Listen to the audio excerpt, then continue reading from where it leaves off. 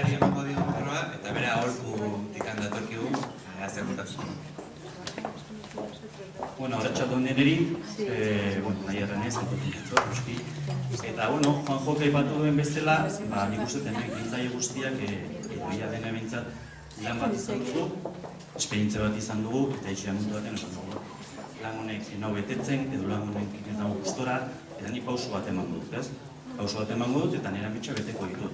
Edo eman dut nire imprenta, nire seriotxoa egiten dugun lanari.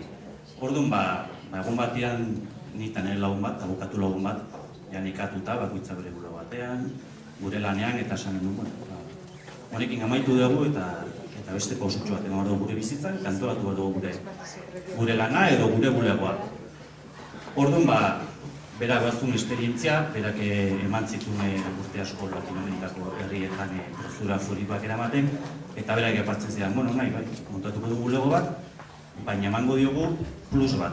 Hau da, aholkularitza juridiko bat izango gera, baina emango dugu plus bat ere. Gure beste lagun batekin kontaktu hartu genuen, eta gure ere Latinoamerikan ibili izan, bai Eusko Jaurlaritzako pekekin, bai Donostiako udalarekin, hainbat garapen ekonomikoko lanak aurrera ateratzen, euskal enpresen internazionalizazioa gauzatzen, eta esan genuen, aholkularitza bat montatuko dugu, baina 3 alorretan lan egingo dugu. Bat, aholkularitza juridikoa mantenduko dugu, bai partikularentzat zein udal txikientzat, 2, aholkularitza kontablean, laboral eta fiskala mantenduko dugu ere, enpresa txikientzat edo irabazi asmorik gabeko ikasentzat, baina plus bat emango diogu. Eta plusa zein izango da. 2 pertsona hauek, eta zoritxarrez gorritzen duten dugu, baina 2 pertsona hauek urteetan zehar Latinoamerikan irabazi duten esperientzia hortan, gure Euskal Herriko enpresei txikiei aukera bat emango dugu haien merkatua zabaldu eta Latinoamerikara joteko. Ez da gauza erraixa, pentsatu, mundua zeundia da, Latinoamerika zeundia da, zein enpresa erraldoia dauden, baina gu enpresa txiki ez dauden, badaude aukerak, etorri gurekin eta guk ikustugu ateak. Ikus dezazuen zer dagoen Latinoamerikan eta zuek ikusi aukera dauden bai odez. Hola hasi ginenarik, hainbat enpresakin jarri ginen harremanetan, eta ikusten genuen, enpresa dugu, produktu saltzen dugu, X produktua. Nu euki dezake irteera.